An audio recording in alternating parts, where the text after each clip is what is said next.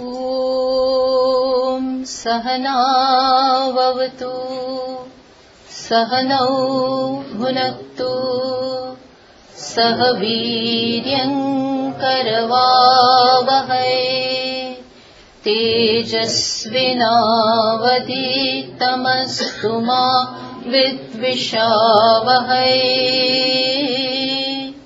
ॐ शान्ति शान्ति शान्तिः।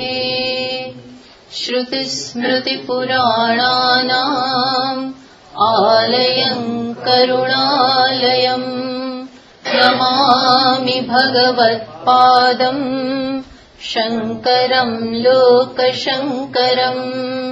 शङ्करं शङ्कराचार्यं केशवं बादरायणम् सूत्रभाष्यकृतौ वन्दे भगवन्तौ पुनः पुनः। ईश्वरो गुरुरात्मेति मूर्तिभेदविभागिने व्योमवद्व्याप्तदेहाय दक्षिणामूर्तये नमः।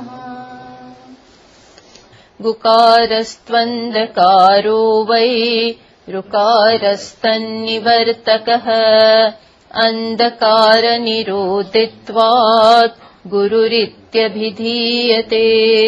सदाशिवसमारम्भाम् शङ्कराचार्यमध्यमाम् अस्मदाचार्यपर्यन्ताम् वन्दे गुरुपरम्पराम्।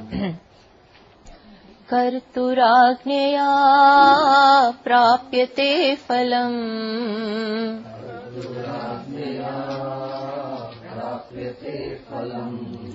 कर्म किं परं कर्म तज्जडम्।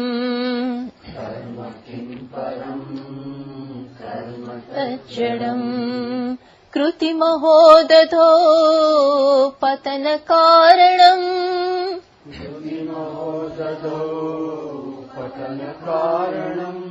फलमशाश्वतम् गतिनिरोधकम्।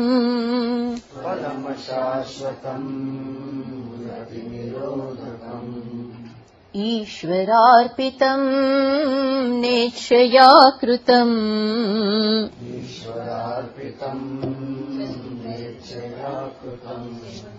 चित्तशोधकम् मुक्तिसाधकम्।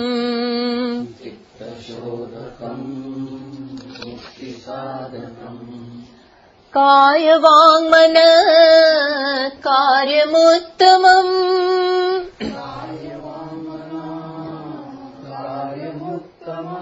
पूजनं जपश्चिन्तनं क्रमात्।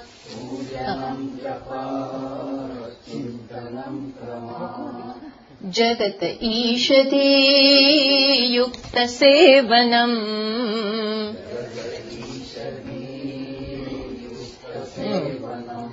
अष्टमूर्तिभृत्तेव पूजनम्।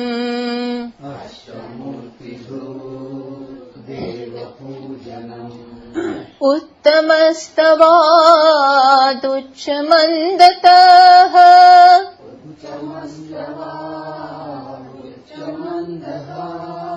चित्तजं जप ध्यानमुत्तमम्।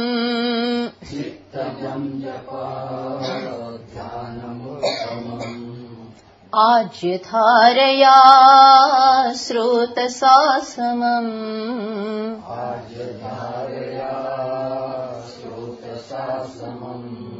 सरलचिन्तनं विरलतः परम्।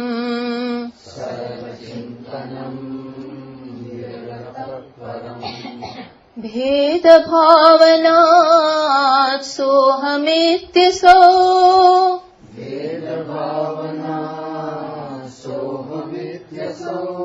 भावनाभिदा पावनीमता।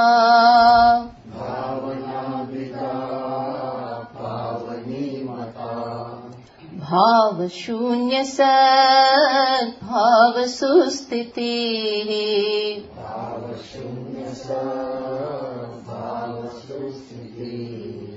भावना बलात् भक्तिरुत्तमा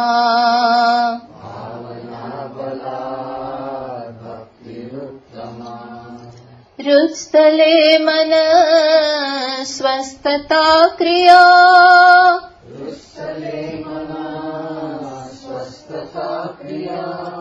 भक्ति योग बोधाश्च निश्चितम्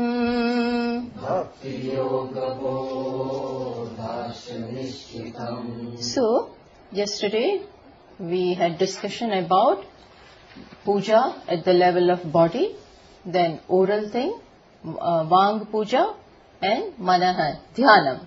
We talked about this. Then, for puja, what kind of form should we choose?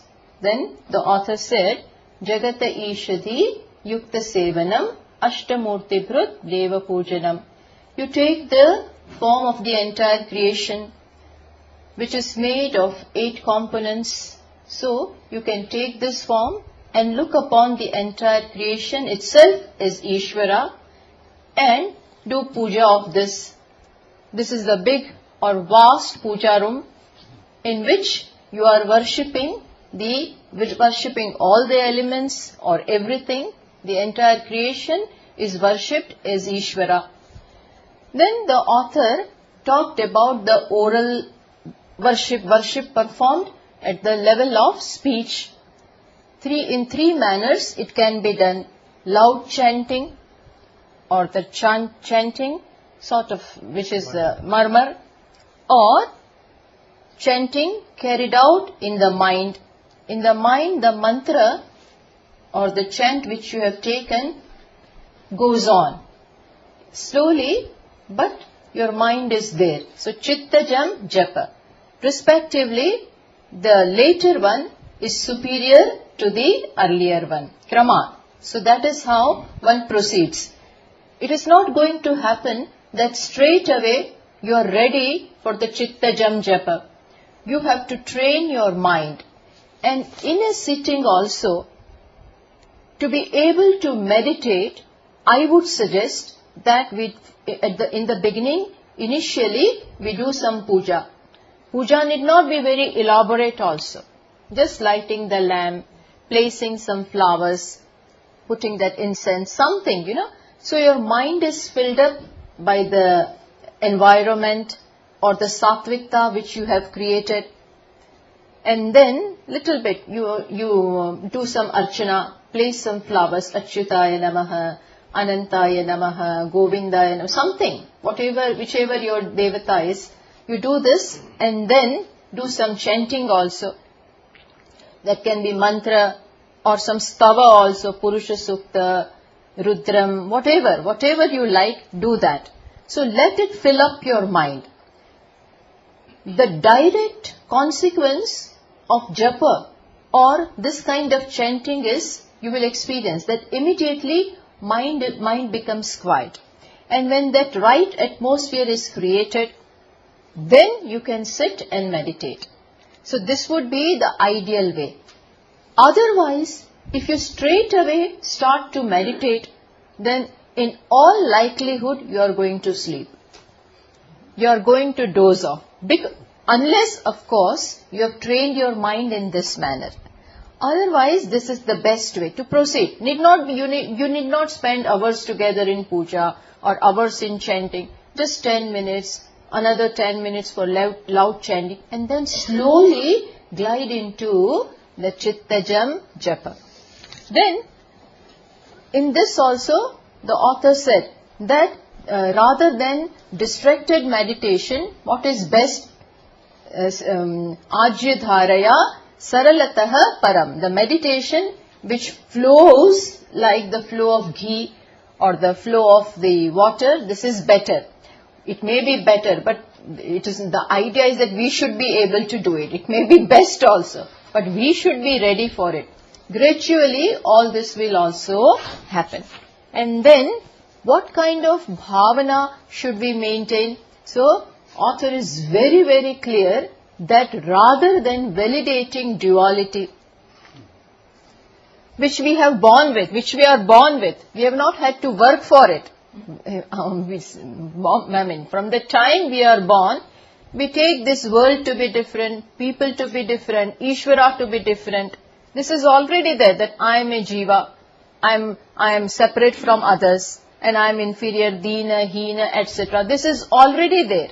But we have to go by the teaching. And what is the teaching? Ekameva dvitiyam Brahma. Brahman is, or the reality is, one without a second. It does not admit of second at all. There is absolutely no second. To the extent that Upanishad says, it is one. But what kind of one? It defines Sajatiya, Vijatiya, Swagata Bheda Rahita. See, what Vedanta says, that there is absolutely no duality. What do you mean by that? There is no Sajatiya Bheda. Sajatiya means there is no other of the same type. See, this is one clip and this is another clip. Both are same. They are two, but they are same. There is no other reality like Brahman. Sajatiya Bheda means there is no other reality like me. It is another, but like me. No, that kind of Bheda is also not admitted. Then another Bheda is Vijatiya Bheda, the opposite one. We are human beings, then animals are animals. They are another kind of species. This is called Vijatiya Bheda. That kind of Bheda also is not there in reality. Brahman is one, Maya is another. There is one Brahma, then Jiva is another. No. This kind of Vijaya, it is all full. Whereas here, this is incomplete. Or, Brahman is one, formless, and Maya is with attributes, 3 gunas. So that is called Vijatiya Bheda. That is also not admitted. Then third one is, the reality may be one, but in this one, there may be parts. In this one, there may be differences. Like this body is one, but head is different, limbs are different, belly is different, feet are different. And in this one body also nothing is similar. If there's 5 fingers are also not similar. One is index finger, one is another. So this is called Swagata Bheda. In one, inherent in one, there may be differences. Just as we look at a tree. It is one body, but in tree itself there is trunk, there are branches, there are flowers, there are leaves. So all this is different. So Vishishta Advaita says that Brahman reality is one, but in one there are Bhedas. That kind of duality, that is also duality. That kind of duality is also not admitted. In Veda, not admitted means it says that it is one without a second. In complete sense, in absolute sense, it is one. You see how beautiful. Understand, our heart wants this. Our heart is seeking for this kind of oneness. We are not, there is no Amsha, Amshi Bhava. Amsha, Amshi Bhava means Brahman is one, but I am his part. Dvaita says that. Ramanujacharya ji says this, that God is one, but we are his part. We are part of him. Not this part and whole business. Vedanta talks about non-duality in unconditional sense. Jiva is not Amsha of Brahma. Because Amsha is okay, but someday you will feel that he is different from me. He has everything and I don't have everything. He has got that throne to sit and I have to sit down and look at him. So this, in some way, sooner or later, this duality, this part and whole business is going to affect you. Affect you in the sense, mind will not be happy with that. Whether we know or not, consciously or unconsciously, we are seeking that complete oneness. We have to know this inner desire of our heart. And Vedanta says this is a fact. You don't have to become this. You don't have to become one with Brahma. You don't have to join with him. You don't have to gain him. You don't have to reach to him. It is already an existent fact. It is an existent fact. What is the fact? That I am one. So whether I believe in this or not, whether I feel that way or not today, this may be just in theory. This may be in just Upanishad. But I go by that. This is called Shraddha. This is called Shraddha, that even though today I am not able to experience this, even though it is a fact, I feel limited. I feel as if, how come Swaminiji we are that? In every way we are limited. Nobody is listening to me. And you say you are Brahman. I cannot get anything done properly. At every moment I have to face obstacles. Everything goes again. Feet are paining and neck is paining and back is paining. I cannot get up also, cannot sit also. So many hordes and hordes of problems are there. And you say that you are Brahman. Brahman is no problem. Sarvajna, Sarvashaktiman. How can I be that? Yes, it is right. But still you are one. It is all at the level of Upadhi. That will also come. At the level of Upadhi, we are definitely limited. But we are not talking about that. I means Brahman. I means Nirguna Nirakara Brahma. That is my reality.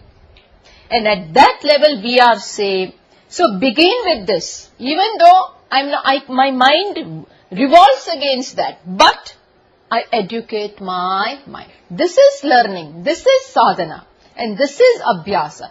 It is on this path that we have to now go. If we continue to believe and validate what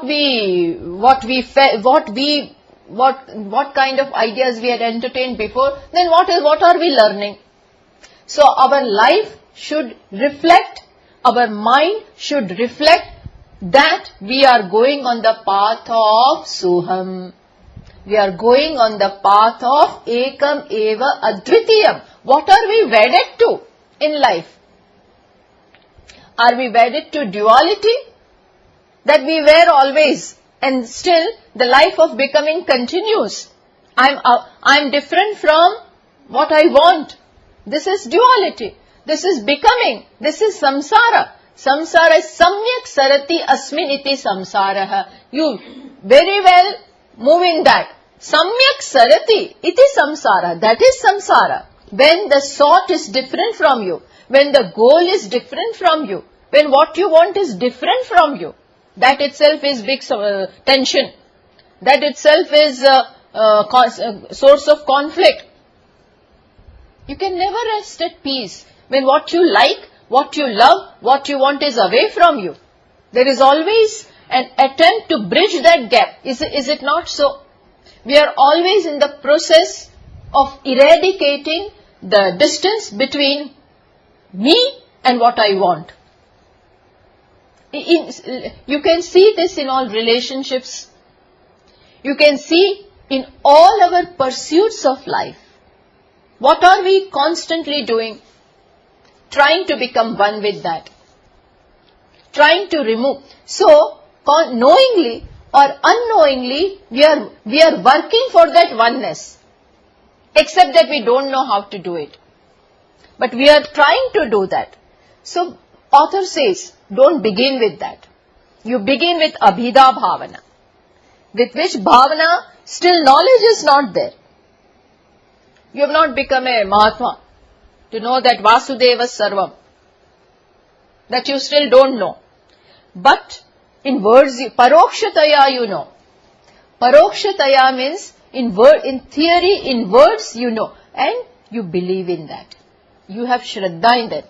Shraddha means even though I don't know, even though it has not become a fact for me, but still I believe in that. I go by that.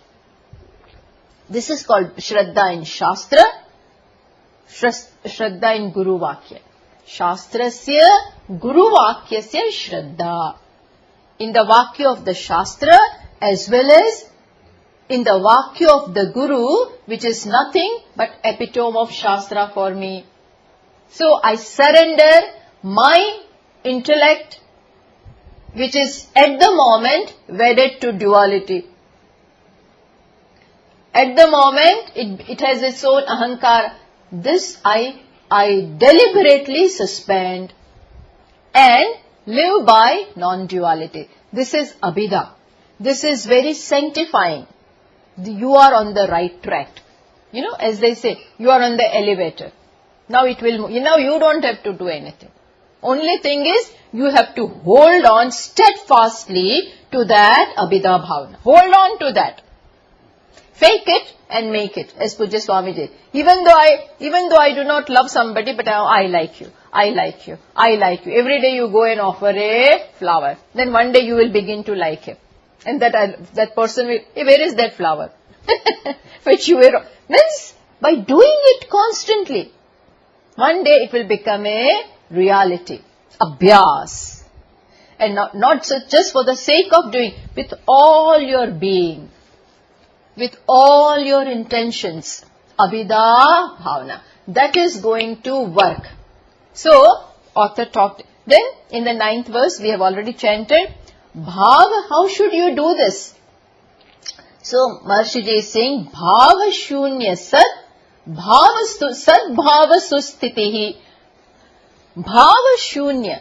By the bhavana should be, what kind of bhavana should it be? Bhava Shunya. All other bhavanas which has duality in it, in its womb, should be given up. Bhava Shunya. Bhava Shunya means giving up all other notions which are born of ignorance. All other notions which are born of ignorance and which are against the view of the scripture, I give up. That will be sustitihi.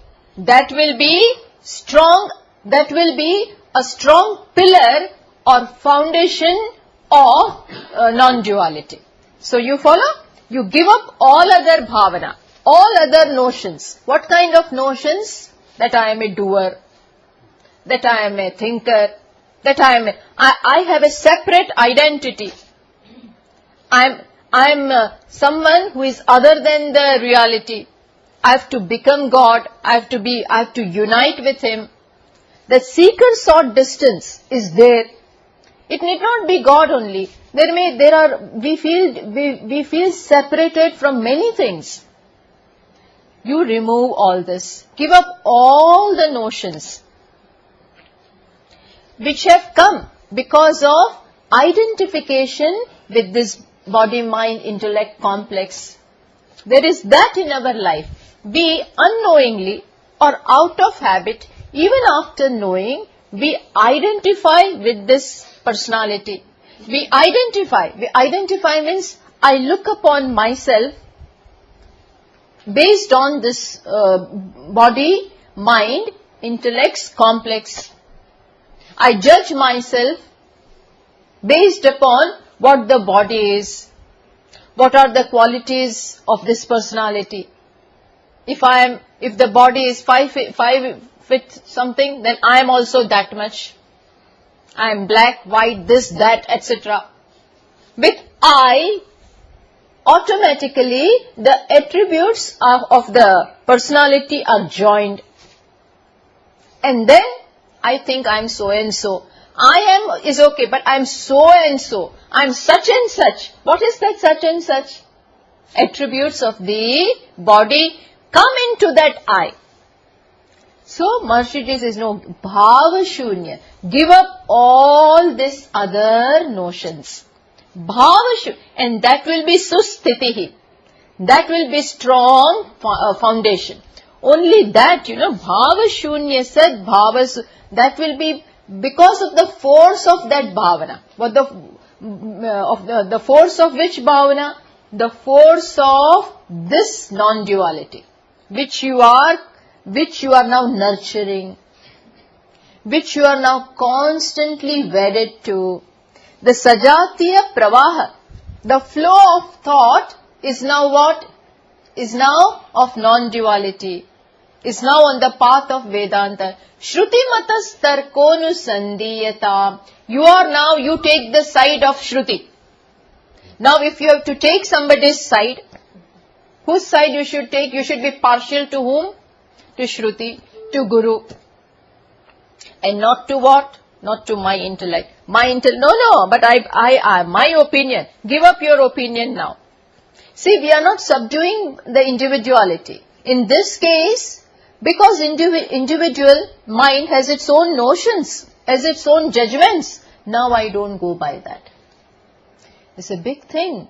Every time, mind will want to say, no, what I'm saying is right. What I'm thinking is right. But I strongly believe this. No. However strongly you may believe. But now, you are going by the words of the Shruti. So, because of the force of that, bhavana balat, because of the force of that, so far what was strong? Dehatma buddhi was strong. I'm an individual was strong. Now I replace that by aham atma. Aham brahmasmi. Now I am deha. I am not this body.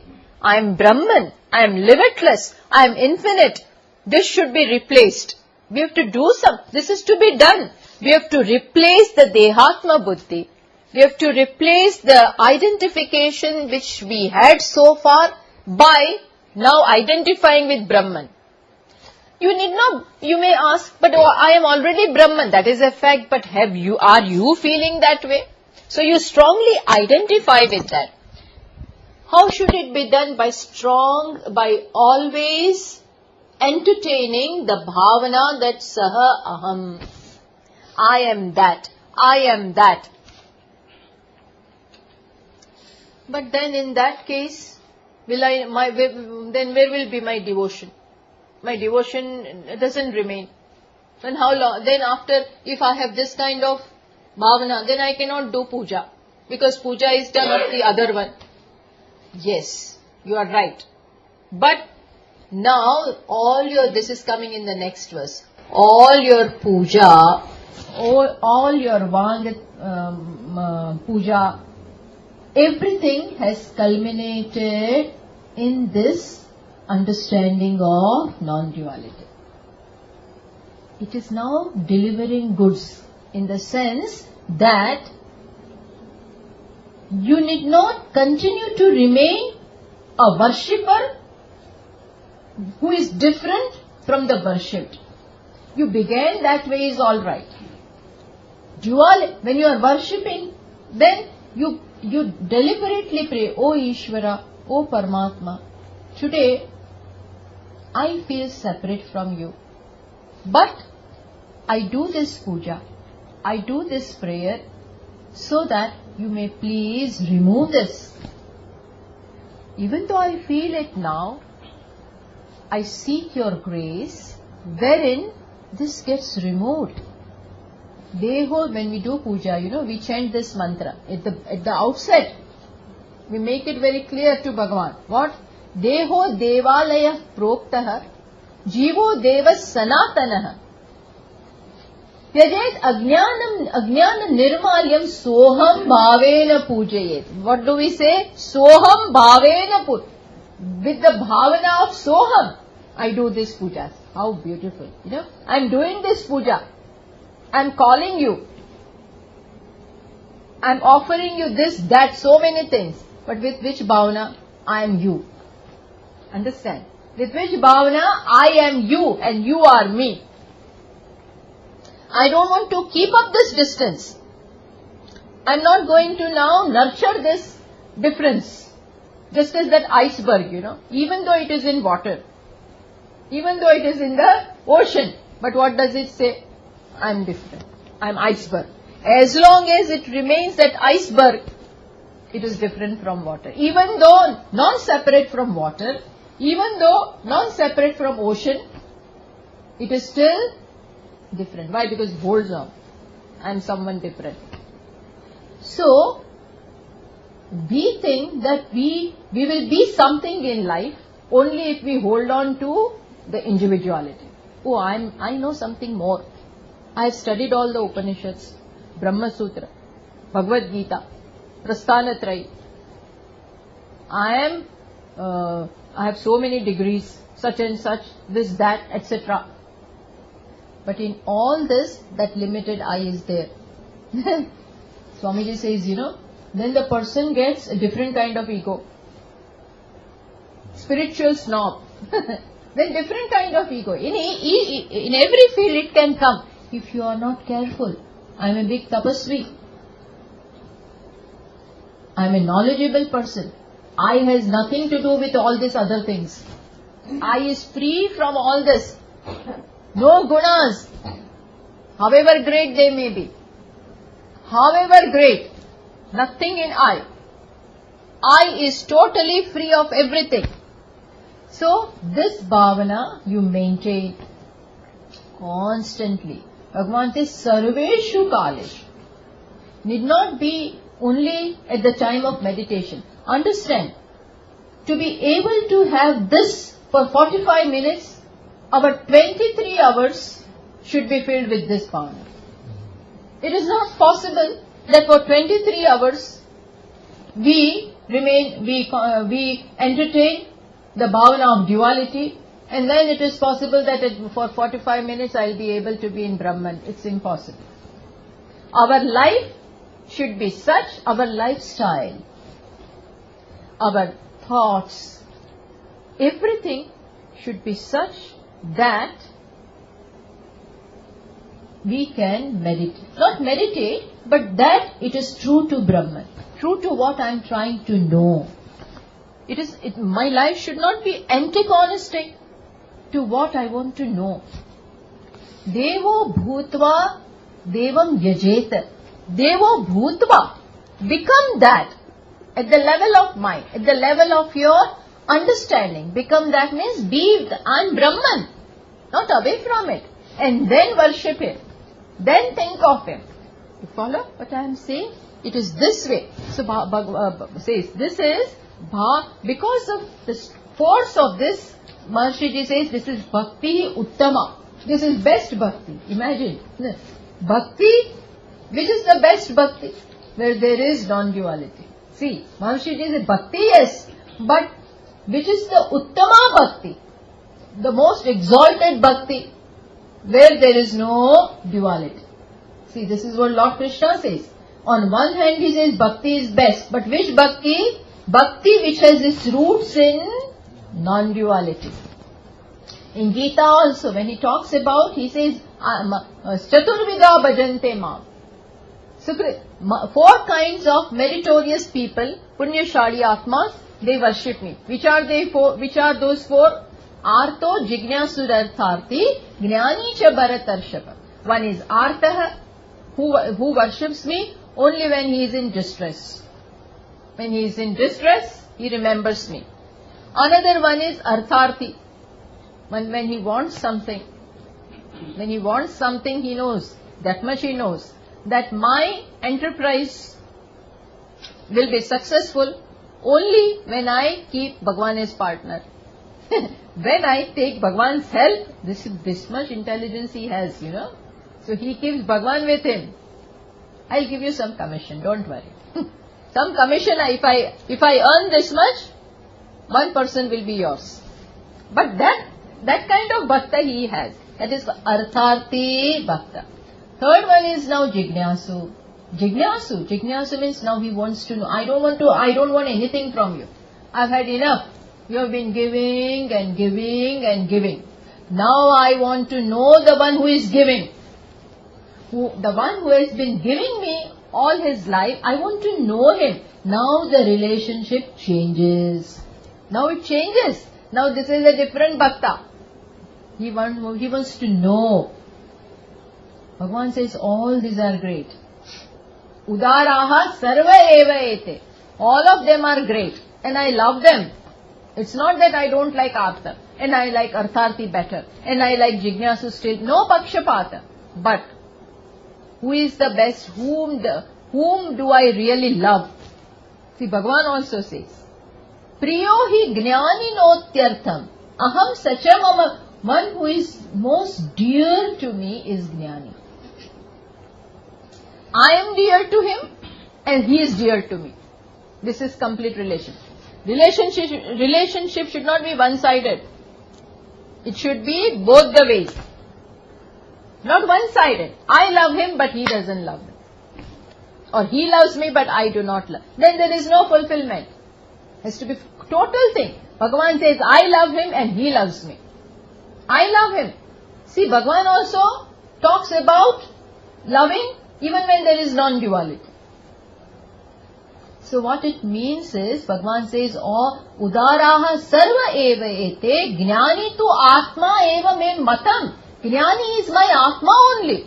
He doesn't look upon me as different. Therefore I love him the best. See what Bhagavan wants. Not that you keep away. You keep away all the time. I'm your sevaka, I'm this and it's all fine. But where should it culminate?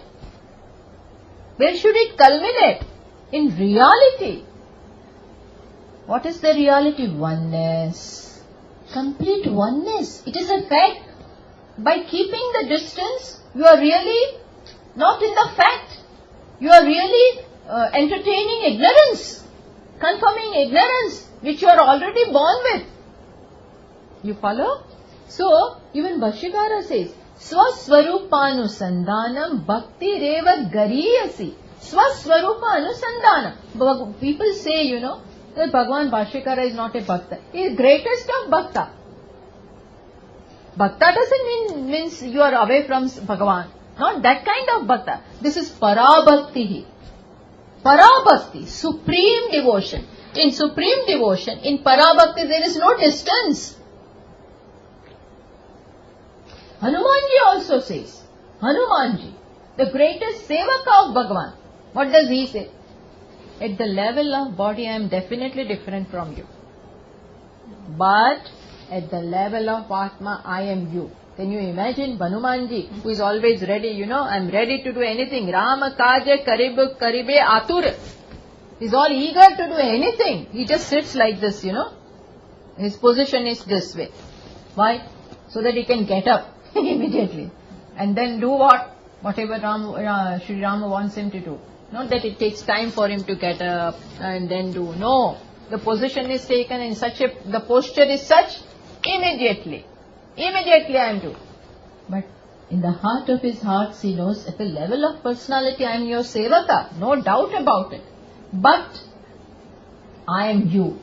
In reality, I am you. You follow? So Bhagavan says, Maharshi says, that bhavana, because of the force of this bhavana, one day you are going to be in that non-duality. Means you will know that. So this is Uttama Bhakti. Now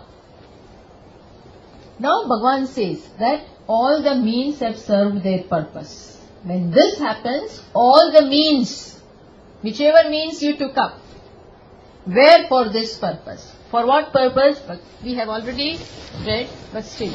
Rutstale mana swastata kriya.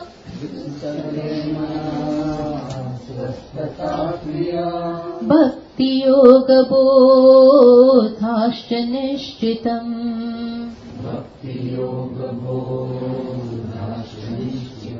What is saying? See, how beautiful, how clear he is, clarity, crystal clarity is there. He says, Rutstale manaha swastata. When the mind, Rutstale manaha, when the mind, swastata, when the mind without any kind of restlessness, any kind of distraction, when it abides where Hrudstale. When it abides in Hrud. Hrud means Atma. Hrud means Atma. Hrud means self. When the mind, where Hrudstale, in the place of the heart, means in the core of the self. My core. What is my core? Atma is the core. Which Bhagavan often, Raman Maharshi ji likes to use this word, Hrud. Hridayam, that is why he said that Hridayam, heart, is the place of Atma, as it were. Mr. Trump, he is the president of United, means he is everywhere in United States, sort of. But if you want to meet him, where will you go to? I'm sure to Washington. There you go to meet him. So that is even though he represents the entire United States, but still there is a place. Similarly, Atma is everywhere. To contact me, you can touch my just finger also. If you want to draw my attention, you can just, you need not hold me totally to talk to me. Just touching my finger, you can draw my attention. Similarly, it is said that where is really the place of Atma? It is in the Hridaya, heart. Yoga Shastra talks in this manner. So, Maharshi ji says that when the mind, Hrudstale, Manaha, when the mind abides in the self. Abides means what? Mind has now resolved. Mind is now totally resolved. That doesn't mean it stops functioning. But now, total introvertedness is there. Antarmukhata. So far mind was running out. Paranchi khani. So far mind was running out in the world, in the sense objects, everywhere. But now, mind is happy to be with itself. Mind is happily abiding in the self. Right frame of mind is created. How come, just as the birds fly throughout the day in the sky. They are busy flying. But happily, you should see this wonderfully. As evening or the dusk approaches, they come back.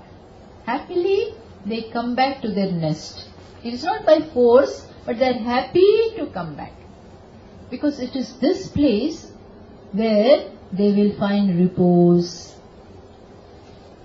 Similarly, when mind, which was so far seeking happiness, love, security, where? In the world outside. So far, I thought that I will get something from there. They will satisfy me. They will fulfill my desires. They will love me. They will pat my back. They will make me great. All this was there. But now, due to the means, which are the means? Bhakti, Yoga and Bodha. Paroksha, Bodha, we'll see there are two meanings. The purpose of Yoga, the purpose of Bhakti, Yoga means here Karma Yoga. All this have served their purpose. See, when we talked about Karma Yoga, we did say that why should Bhagavan never allowed Arjuna to take the path of Jnana Yoga, means to become a sannyasi. He wanted that Arjuna should first become a Karma Yogi. Why? Precisely because Arjuna was not ready. His mind was still full of likes and dislikes. Raga, Dvesha and Vikshepa was there. These are the two main obstacles to knowledge. Which are the two obstacles? When the mind has Mala and Vikshepa. Mala means Ashuddhi. And what is Ashuddhi? Raga, Dvesha. Kama, Krodha, Lobha, Moha, Mada, Matsarya. All this is Ashuddhi. Okay, fine. Because along with that, mind cannot abide. Mind cannot be quiet. When all those things, they demand attention. They hold the mind ransom. These days that ransom something is going on, no? Ransom where something. They demand, and otherwise your account is gone. Something like that is going on these days. Similarly, likes and dislikes hold our mind ransom. They kidnap the mind. They have kidnapped. Who has kidnapped? The object of my love. Dvesha, raga, kama, krodha, lo, everything. When the mind is angry, can you meditate? Impossible. Inside also you will, inside also something will go on. Thinking of the object of anger only. It holds you, doesn't leave you. When the mind is full of greed, do you think Bhagwan's name is possible? Let alone meditation on self, let alone that one mala is also not possible. You are really doing mala of that. When will I get? How to make? How to do? How to do? How to? See, mind is not free. Mind is occupied. So, Bhagwan said that no, first do this. First neutralize the mind. First remove all these things from the mind. Then Bhagwan will enter. For Bhagwan to come or manifest, not come but manifest, first of all ground should be ready. See, in Bhagavatam they say that before Bhagwan took avatara, all the mantras of the Upanishads, Shruti, they came in Vrindavan. They came and became gopis, became Nandakumar. All this they became. The trees and the sand and Yamuna, all the atmosphere is created. Everything is ready. Then Bhagavana comes. It is not that Bhagavana comes in any... This is the way they describe. Similarly, our mind has to become first Vrindavana. Devi Sampatti is to be there. Then Bhagavan can come only when Bhagavan is there, poor Bhagavan is there, but who is taking note of him? Who is taking? You sit quietly. First I have to finish all that. First I have to think of that. We cannot think. Why? Because mind is not ready. So first of all, what is required is preparing the mind. Without primary education, if I straight away go to high school, what will happen? What will I understand? What? Nothing. I'll go to sleep. Similarly, first what is required is preparing the mind. Preparing the mind or the growth of the mind or the maturity of the mind. This is required. And for that is Karma Yoga. For that is Bhakti. Karma Yoga means Bhakti only. Bhakti, Karma Yoga, all this is for that purpose. So they are all means. What are they? They are all means to make the mind quiet, to make the mind abiding. Automatically, Karma Yoga, when it is done well, this has to be done, This has to be done in our life. Our each and every action has to be performed in the sense of offering, however or whatever that action may be, whether it is dusting or mopping or sweeping or cooking or writing a letter or dealing with business, whatever it may be. What do I become first? Primarily I am a bhakta, then a business. Bhakta businessman, bhakta mother, bhakta father. Bhagavan Pujya Swamiji says, first who now what is the main role now? What is my main identity? I am a bhakta first and then a father. So father, all right. Before my son I am father. But before father what comes? Bhakta father. Then when my father comes, I become what? Son. But what son? Bhakta son. You follow? Then my wife comes, I become husband. But what husband? Bhakta husband. Now the relationship changes. You follow? Now when my employee comes, I am employer. But what employer? Bhakta employer. You follow? This is how everything changes. This insulates me in all my vyavhara. Understand? And this we have to do to understand what it means.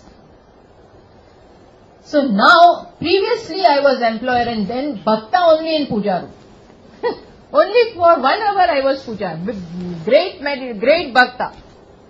Do everything. But moment my wife comes, hey, why you have not done this? I'm just an example. This is not, it may be other way also. I'm just, because the other men folk will say, okay, because you are, now you are taking sides of women. Now there is a woman teacher. So, you are taking that. No, it's not like that. But just an example. Not like that. Not like that anymore. Not like that. Now what am I? Bhakta. Bhakta means towards the whole creation I am Bhakta. In all my vyavhara, first I am Bhakta. And that is why see the lives of Bhaktas. Great Mahatmas, they are Bhakta first. And that is why all their business will also go. It will become, it will not go by because they are first Bhakta. Bhakta, no, they cannot make any other, they cannot, cheat now. Why? Because first Bhakta. Guru Nanak was, he was, he was all the time taking Bhagwan's name. So his father gave him some business. He asked him to sit in his shop. I think they had some shop of cloth, something, that kind of work was there. He would just give it away, He would just give it away to people. How can I take so much of profit? This kind of thinking was there. In few days, the whole business was gone. His father said, you better go in the field and do Bhagwan, take Bhagwan. I don't want you. You follow? Not that we do it that way. We have to be intelligent in life. But what I am trying to say is that Bhakta, this kind of idea or this kind of thing should permeate my mind. Automatically mind will become quiet. What is there to now disturb you? Otherwise, why didn't you listen to me? I'm something. I'm the master of this house and you went against my words. Immediately reaction. And immediately before whether he is disturbed or I am disturbed because you did not do as I told you. Expectations. You did not do as I told you. So I expect the whole world to do as I say. Whole world, not only everybody should do as I instruct, as I want. This may or may not disturb others, but this kind of expectations disturb me when they are not fulfilled. So you follow how the mind gets disturbed? Without any notice it gets disturbed. In everything it can get disturbed. Oh, why people did not come? I came all the way. Then people are not coming. Forget everything. You follow? So, all the means, karma yoga. How I do my best. I do my best. I look upon each and every action as an opportunity coming directly from Ishvara to serve Him. Each and every action that I have to do, action means duty. Duty. Wherever Ishvara has placed me, according to that, I have certain assigned duties to perform, roles to perform, and I do the best. I don't question the director. Why me? Why am I given this role? Why not to others? Why not my brother and me? Forget all this. Director has chosen you for this role. Who is the director? The greatest director? Bhagavan. He has given me this role and I play my role according to the script. According to this, I need not add my things. As the director has given me the script, accordingly I play. So you must know the script also. Knowing the script means what? Knowing how I should do this duty. We should know that.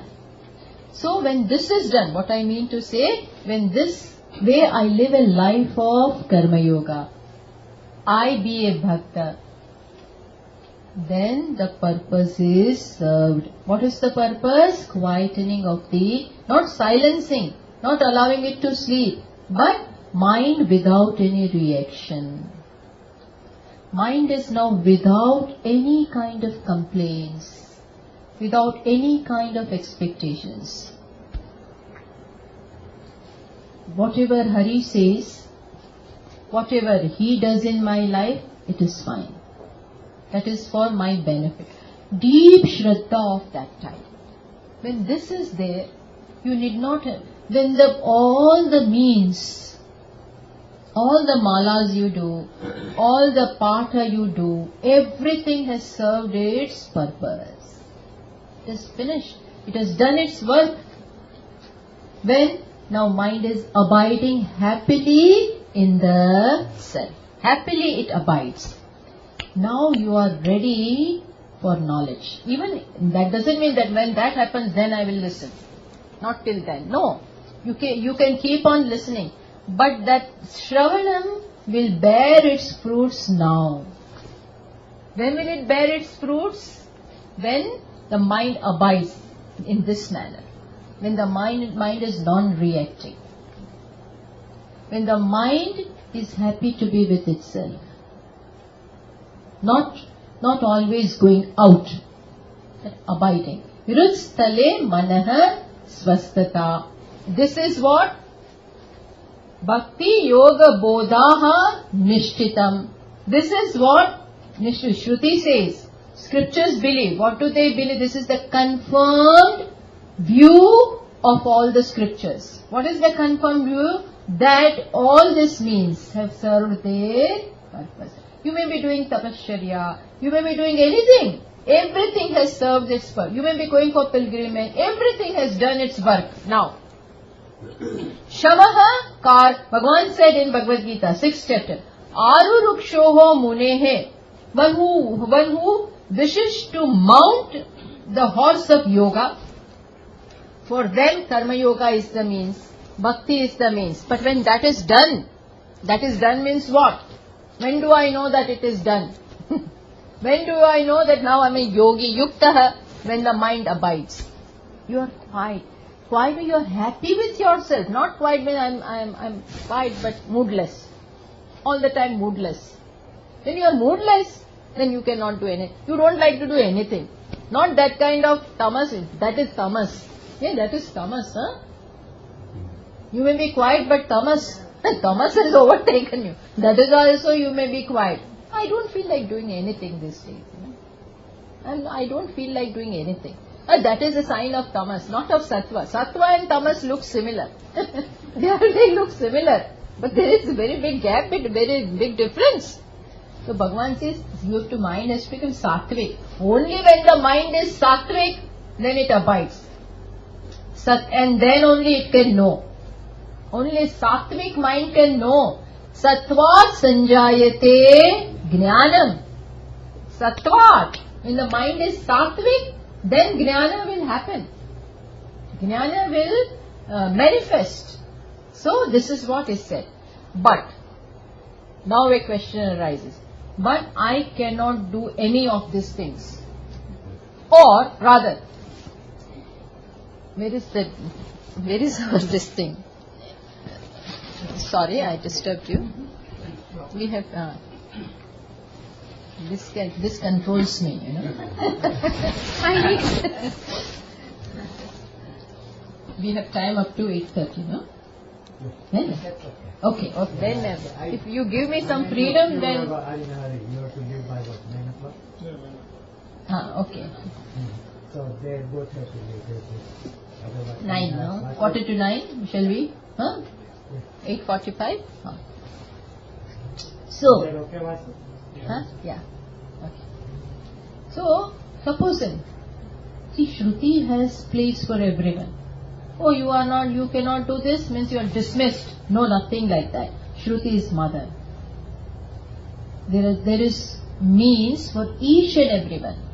There may be a seeker who says, this is not possible for me. In spite of doing all this, my mind is not quiet. People complain. People ask questions. I'm doing mala since so many years, but even now, see, be honest with yourself. This is the first thing. Then they say, in spite of doing, my mind is everywhere but in Om Namah Shivaya. I'm doing Om Namah Shivaya, Om Namah Shivaya, Om Namah, but my mind wanders. It goes everywhere in the world without ticket.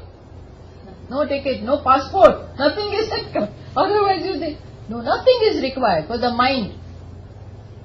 So what to do? I do puja every day. I do everything. But that means vikshepa is there. This is big avrodha. Avrodha. As I said, there are two main obstacles in the mind. Two avrodhas are there. Ashuddhi in twofold ashuddhi is there. Mala and vikshepa. What is the vikshepa? Distraction. Mind cannot remain at one place. This is a problem. Mind cannot remain. If the mind cannot become steady, how are you going to know Atma? Atma is the subtlest of the thing.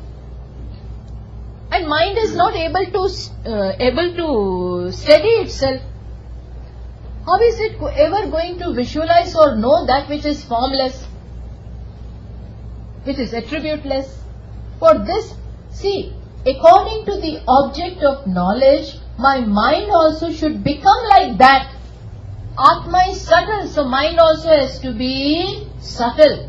Atma is pure, so mind also has to be pure. That is why Kathopanishad says, Drishyate tu agraya buddhya sukshmaya sukshmadarshibhi. Sukshmadarshi means those whose minds are subtle.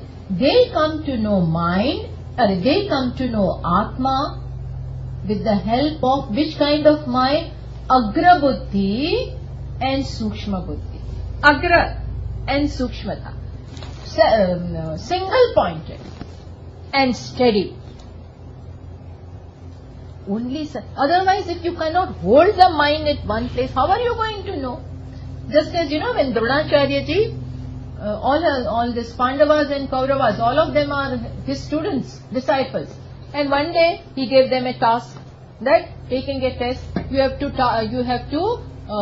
target this bird and the right eye of the bird. Let me see who all can do it. Everybody failed. Duryodhana came, and then he is targeting, but his mind is looking at that branch, this, everything. It is not possible for him to do this task. Even Bhima came, he also cannot do. See, then came Arjuna. Now Arjuna is, then Dronacharya is, what do you see? He is all, in posture. Dronacharya is asking, what do you see? To others also he asked. Others said, I am seeing the fruit on the tree. Other than that bird, I am seeing that mango on the tree. Everything other than the object. Arjuna replies, oh teacher, I see not even the bird, not even the eyes, but that thing in the middle, what do we say? Pupil. I see only that. Nothing else. Arjuna said, now, Dronacharya, now you shoot. You can shoot the arrow. This is the right moment. You see, this kind of single pointed and steady and subtle mind is required. Now this person says, it's not possible for me. All these other things are not doing their work. So what should I do? As Arjuna said, Chanchalami manaha Krishna, Pramati balavad drudam. My mind is too restless. It doesn't listen to me. So what to do? Then comes what? The yoga. Excellent means. There are other ways of quietening the mind. If all this has not worked, then you can do this pranayama also. This is another way, another technique whereby with the help of pranayama, what can be controlled? The mind can be brought into control. See, straight away you can't control the mind, which you could have done with the help of karma yoga, bhakti, etc., tapasya, anything, but that has not worked. So now another technique, which with the help of the pranayama, you will now bring into control the mind. Oh, but by pranayama, what connection? What is the connection between pranayama and mind? We will show the connection.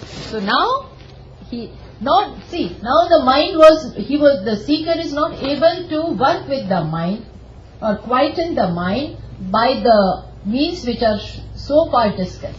So Maharshi gives another means. What is that? Yoga. Ashtanga yoga. And in that also one of the limbs is pranayama. Restraint of the breath. Restraint of the breath. This is also one of the important means or a technique of quietening the mind with the help of restraint on breath. You follow? How come? So that is now being discussed. So now another means is shown. Vayurodhana liyate manah.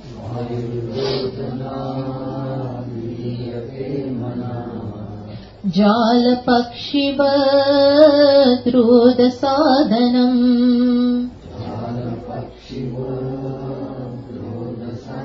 See, Vayurodhana liyate manah. Our purpose is liyate manah, to quieten the mind. But what is the means now? Vayurodhana. By restraining the Vayu. Vayu means what? Prana. Prana means the Kriya Shakti. See, we have threefold Shaktis. This is Maya. Maya has threefold Shaktis.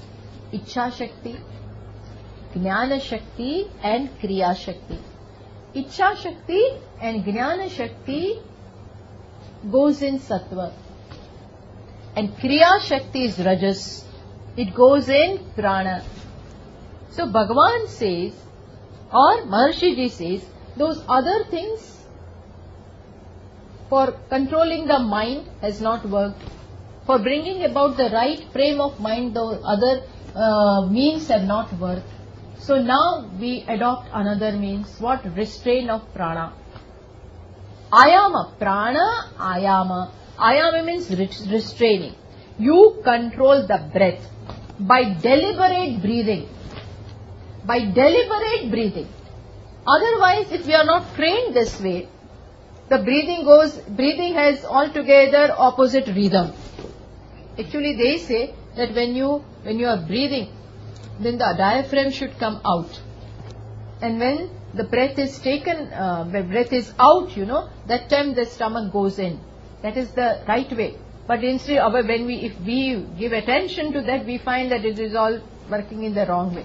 Actually, what it says that when you breathe in, it is called puraka. Then you retain it inside. That is called antaha kumbhaka. Retain the breath inside. Then you remove the air from the lungs. That is called rechata. Remove it. Then keep it out for some time. That is called bahya kumbhaka. When you first breathe in, fill your lungs. Puraka. Then keep it sometimes. That is called antaha kumbhaka. And then you release it. That is called bahya kumbhaka. So this should be done under the instruction of the person who knows. Otherwise, all kind of distortions can also happen. But this is a way that by this you restrain the prana. By restraining prana, what is automatically restrained? Mind. What connection? By restraining this, how can you restrain that? Why you can? Why? Because. See, second line. Jala pakshivat roda sadhanam. This is like catching the bird which is elusive. Which you can't have. You can't catch the bird like that. So what do you throw? You throw a net. Roda sadhanam. To control or to catch the bird, you throw a net. In that net, the bird is caught. Similarly, here you want to catch the, what do you want to catch? Mind. To catch the mind, who do you catch first? You throw the net of pranayama. By pranayama, now you want to catch the mind. Not pranayama for the sake of pranayama, but that will enable you to quieten the mind. See, I'll give you an example. Swamiji used to say that we can't find our son. He is lost. Means he has not come back. It is 7 o'clock in the evening and still he has not come back. Now what to do? Then I inquire about his friend with whom he is always found. He always roams about and he always keeps in company with another boy called Ramesh. So I can't find my son. So what do? I inquire in the Ramesh's house and ask his friend, where is this Ramesh gone? Because where the Ramesha is, my son Mahesha will also be. So that is indirectly. This is similarly, I can't quieten the mind. So what I do?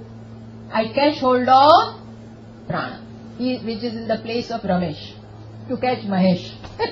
Similarly, here says, why? But what is the connection between Ramesh and Mahesh? By catching hold of Ramesh, how am I going to find Mahesh? Because they are connected. They are always together. That is what Maharshi ji says. Chittavayavas chitkriyayutaha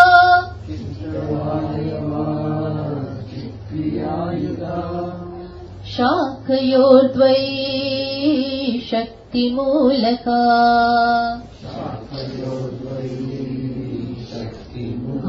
What is the connection? They are connected. Why? Chitta Vayavaha. Chitta means mind and Vayavaha means Vayu, means prana. Chitta and Vayu, what are they? What are their characteristics? Chitta does the function of thinking, Jnana Shakti, Ichcha Shakti, Chit. And Vayu is endowed with which Kriya? Kriya Yutaha.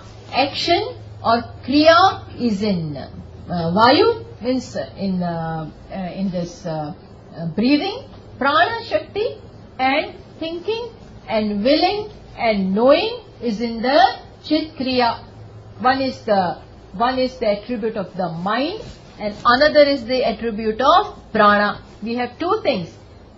See, we are endowed with mind, intellect and prana also. So prana is endowed with Kriya Shakti. All the rajas, all the action is the attribute of prana. And thinking is the attribute, thinking, willing, knowing is the attribute of the mind.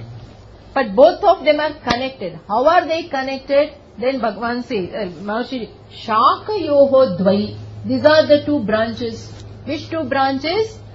Chit Kriya and Vayavaha. Prana Shakti and Kriya Shakti and Jnana Shakti. These are the two branches.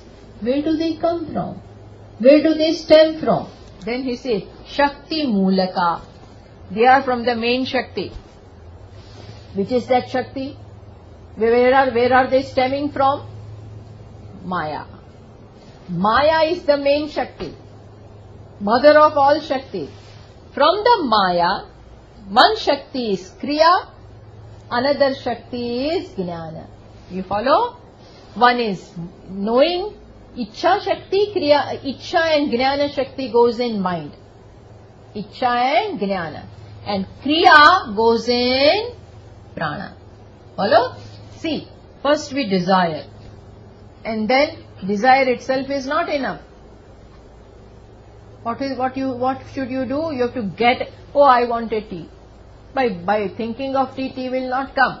What should you do? You have to get up, go down and make. You follow? So, thinking capacity is there.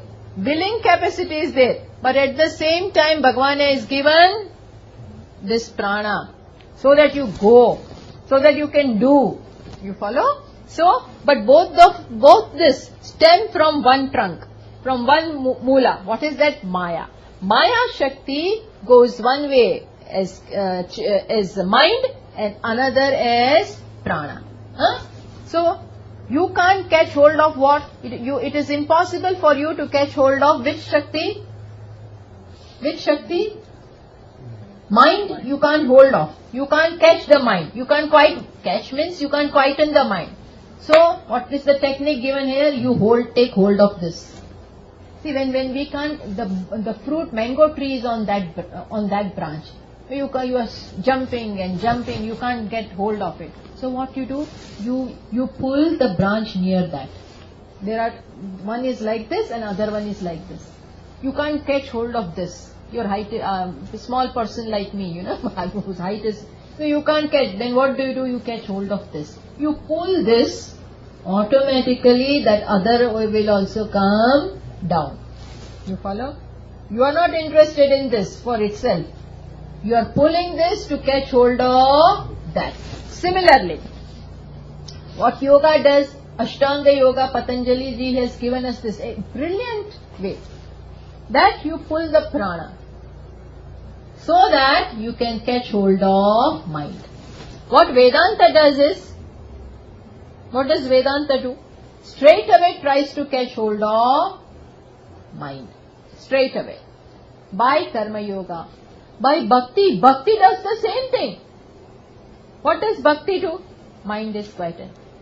World has gone away. Vitaraga. World has gone and Bhagavan has come. Straight away. Karma Yoga, by worshipping Ishvara and while doing action and by receiving the result in the form of prasada, mind becomes quiet. Follow? But that is not possible. So now what do? You restrain the prana. When prana is restrained, automatically when this branch is pulled, the other comes in hand. There is a reason, when you are doing pranayama, you now, because they are connected. Now, when you are breathing in, and what you have to do? Puraka. For 1 minute of measure of time you have to keep in. So mind is now, all attention of the mind is here. Then you are trying to hold the breath. It is all, the system is now all in restraint. So mind also is now looking here, occupied with this. So Puraka is going on. Then hold Anta Kumbhaka, and then Rechaka, and then Bahya. Mind is occupied. In what? In doing this. So automatically by doing pranayama, what happens? Mind becomes quiet. When you are quiet, your breathing is also normal. And when you are disturbed, then your pranas are disturbed. Mind will also be disturbed. The connection is there between the two. So, Maharshi ji said that by catching one, you can catch hold of other. This is the way to quieten. And then what happens? But merely quietening the mind is not enough. See, the yogis who do not know Vedanta, supposing, who are given to pranayama only pranayama, day in and day out. The kind of pranayamas they are expert in, they do this. But then it is quite possible that they have not exposed themselves to teaching. Then what happens? With the help of prana, mind may become quiet. But for what purpose? It is good, to have a quiet mind. But then with that quiet mind you have to learn. That may not come. There are different views on this.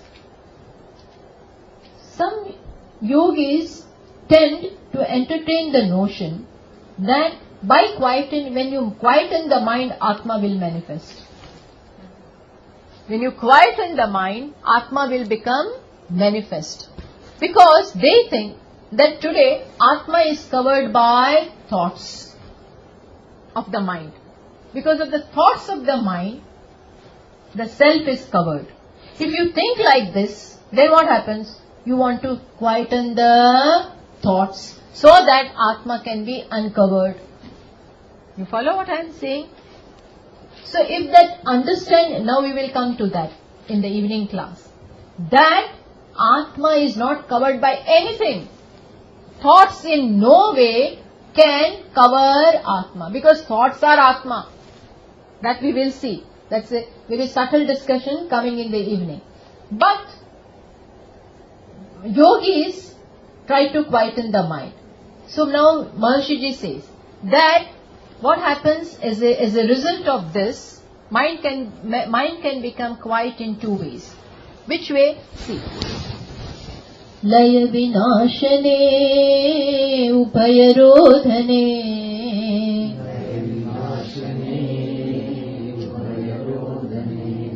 Layagatam punar bhavati no mrutam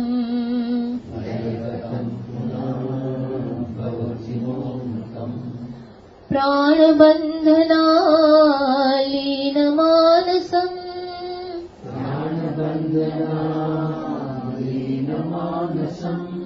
Ekachintana nashametyadah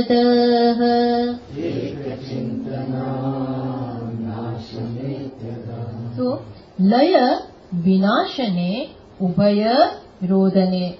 These are the two forms of control of mind. One is what? Laya, and another is vinasha. Maharshi writes the word, uses the word vinasha. We will see what it means. Laya means with the help of pranayama, mind gets absorbed. Mind is absorbed because you are doing pranayama. Puraka, anta kumbhaka, rechaka, bahya kumbhaka. Because of doing this for a long time, what happens? Mind becomes quiet. Totally quiet. This is called laya. Laya means it is absorbed. Sometimes by music also. Mind gets absorbed, By listening also like this, mind is absorbed. But here, mind is getting the right education.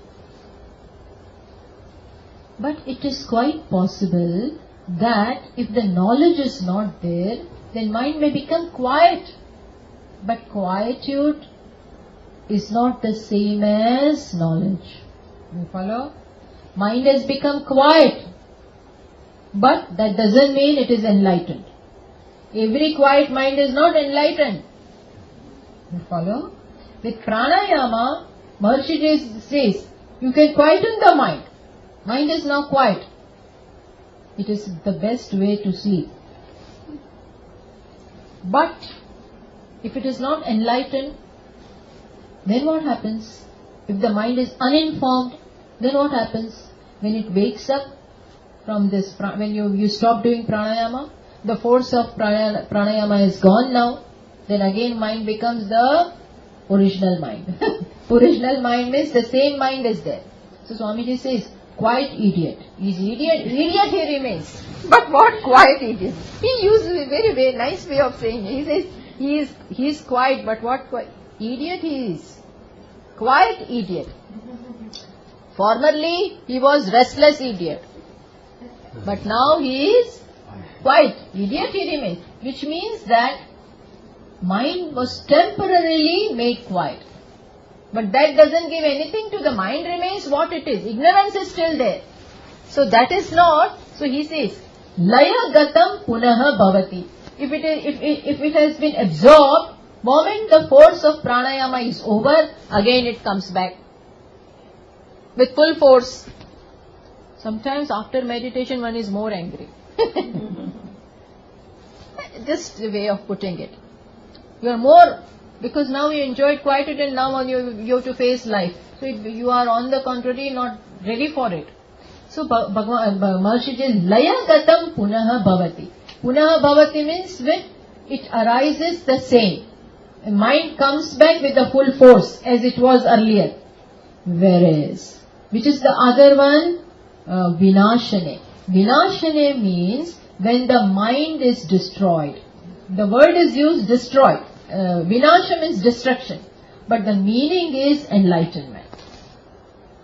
Destroyed means swarupataya, mind is not destroyed. But what has been destroyed from the mind? Ignorance is removed. See, you follow? You see the difference? If the teaching is not there, with pranayama, mind can become quiet, but it remains the same. But if the teaching is there, if you have exposed yourself to the teachings of Vedanta, then you can take this technique. Which technique? Pranayama. With the help of that you make your mind quiet.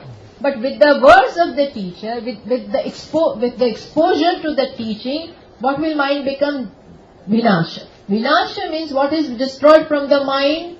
That which was troubling the mind. What is that? Ignorance. That is gone. That is now gone. So that is called Vinasha. Ignorant mind is no more. No more the mind is ignorant. Mind does its function. What is the function of the mind? To think. One after the other thoughts come. Very good. When I am talking to you, it's not that I look at one place only. Because now mind is stuck there. No. Mind has the flexibility to move, to see. So that Swarupa is not gone. Mind is not destroyed as Swarupa. Only thing which was troubling, which was an obstacle. What was the obstacle? Distraction, restlessness of the mind which was an obstruction, that is removed. So it is called Vinasha. Ignorance is gone. Now, no mritam. Layagatam punaha bhavati. That mind which was absorbed comes back in the same manner. Whereas no mritam. No mritam means not the mind which is destroyed. Destroyed means from which what has gone away? Ignorance. The mind from which ignorance is removed does not arise again.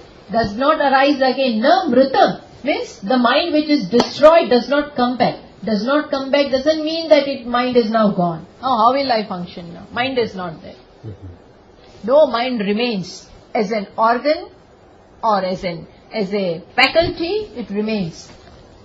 But that which was poison in the mind is gone. Just as the snake. Snake is there. But what have you done? Now you keep it you make it a pet. Or when can you make the snake a pet? When the fangs are removed. Fangs of the otherwise it will bite you only. So you remove what? This, I read that this sheikhs of this Middle East, they keep tigers as pet.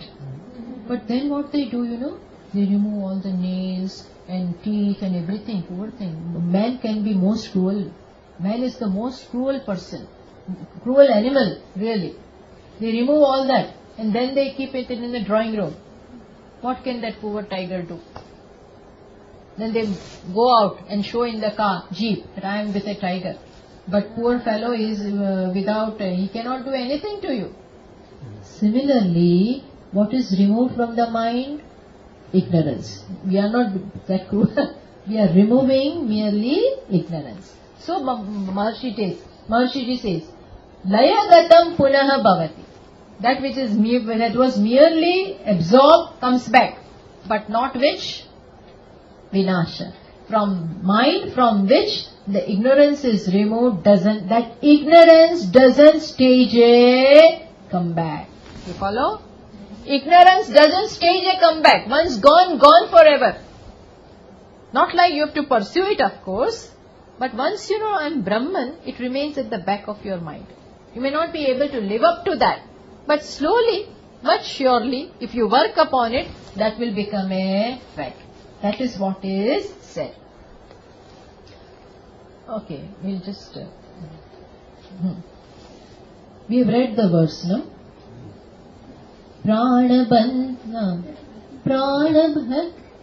Did we read? No, we didn't. Pranabandhana lina manasam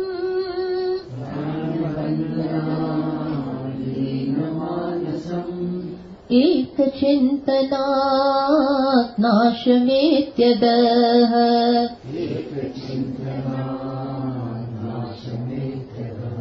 See, pranabandhanat leenamanasam. By merely absorbing the mind, what has happened to the leena? It has become absorbed. By the control of breath, what have you been successful in doing? Quietening them. That you could do by constant pranayama. Research, and do Kapalbhati and this and that. Kapalbhati is not pranayama, but that anulom, vilom, all kinds of things they do. Beautiful. With the help of that leena manasam, mind has become quiet. This is helpful, huh? We are not criticizing. We should know the limitations. Beautiful way of quietening the mind. That is why, you see, we also, in meditation, we also for some time do pranayama. I'll talk about this in the evening also. Prana, we do this. But at the same time, what we are doing? Vinasha of mind means we are working upon removing the ignorance. That is our priority. This is also there. We use this as a tool. We should know how to utilize and keep away from the limitations. This we should know. We cannot take, this is best thing that Yoga Shastra is given. Beautiful thing. We require everything. We require Karma Yoga also. We require Bhakti also. We require Yoga this also. Everything works. We should know what to take and what to give up. So, Pranabandhana Leena Manasam. By the help of pranayama, mind is made quiet. Then, that is where this person stops. Whereas, Ekachintana Nashametya Nasham iti adaha. Whereas, what should be done? Ekachintana. When you expose your mind to non-duality, the teachings of non-duality, the teaching that reality is one without a second. What is this mind? Everything else is apparent. Everything else is mithya. When you know this well, Eka Chintana. Chintanat means with this knowledge of oneness, what happens? Mind becomes nasha. Becomes means mind gets destroyed. Which mind? Ignorant mind gets destroyed. There is no more ignorance and the notions arising from ignorance in the mind. There is wrong thinking which gives misconceptions. Not only do I not know who I am, that is one problem, but what is the other problem? I take what is not I as I. Problem is, I not only do not know who I am, but what is the problem? This is not I, and what do I say? This is I. Two problems. One problem has given rise to another thing. Which is called Vikshepa. Viparita Jnana. Not only do we have right knowledge, but we have Viparita knowledge. Wrong knowledge. I am self that I do not know, but what do I say? I am this body. I am this mind. This thing goes away. This thing goes away. When another Eka Chintana Atma Satyanubodhena, when you know the Satya of Atma, Mandukya Karika says, Atma Satyanubodhena, where is that verse gone? Na Chinta,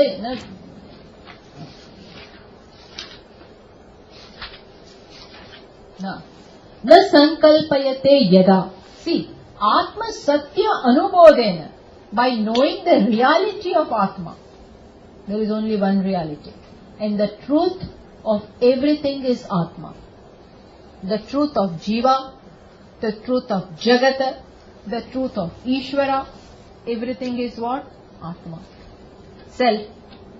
When you know this, what are you afraid of now? You are not afraid of your shadow. Even that is also there, longer than you. Sometimes that shadow is longer. You know, ghost is coming. What do I do? No. Even though it is seen, it is always there. Pratiti is always there. But what is the drashti now? Let it be. You don't even bother. Why? Eka chintanat. You know the truth. I am the truth. It is reflection, not reality. Follow? Eka chintanat nasham eti. That other thing is destroyed. That other one is gone. On the, I think here you have that Halloween day, no? Halloween, yeah. Halloween. On that day, I suppose you all wear masks. So this, my friend, wears the mask of the ghost. Very terrible ghost. Even, and when I don't know, then I jump at the sight of that ghost. Oh my God! But somebody enlightens me. This is our friend only, and this is the mask, not reality. Now let him come. I play with that. I play with the same thing which I was afraid of. I was afraid because I did not know the reality. I thought it to be real. That is why I was afraid and trying to run. Hey, don't go. Don't go after 12 to that place. It is haunted. And now, I know who haunts there. Who is that? So, Eka Chintanat Nasham. Mind is destroyed in this way. The same mind now functions, but now that ignorance is gone. You follow? One fellow just does pranayam day and night, and his mind is quiet. Means, but he doesn't know. We are not aiming at mere quietude of the mind. We want it to be enlightened. You follow? This is what Raman Maharshi ji says, that when this has to be done, the mind which is enlightened doesn't come back in the same old form. Whereas the mind which is merely absorbed comes back. So, this. And then now in the evening we will see that once this is done, what remains to be done? Who is the best yogi? Not the one whose mind is quiet, but the one whose mind is enlightened. You know, there are many yogis. They declare that I am now in samadhi. They dig the ground and go inside. In India, it used to happen. I have heard this. For 8 days, I will be in this ground, with dug ground. You put the mud over it. After 8 days, I will come out. I will be alive. All this is possible. But if there is no teaching, supposing, if the mind is not enlightened, then even after 8 days, he remains the same. After going inside for 8 days, you people are not respecting me. There can be you are not garlanding me. I remained inside for 8 days. Why should you do all this? For garland?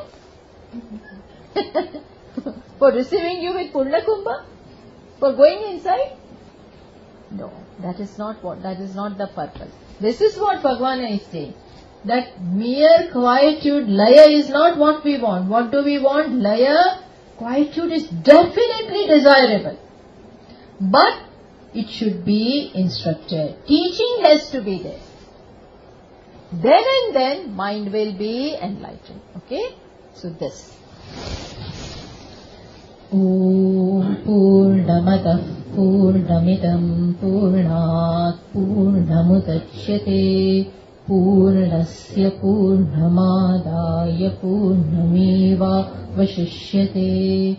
Om Shanta Shanta Shantihi. Shankaram Shankaracharyam Keshavam Badarayanam सूत्रभाष्यकृतौ वन्दे भगवन्तौ पुनः पुनः। ईश्वरो गुरुरात्मेति मूर्तिभेदविभागिने व्योमवद्व्याप्तदेहाय दक्षिणामूर्तये नमः। ॐ शान्तः शान्तः शान्तिः।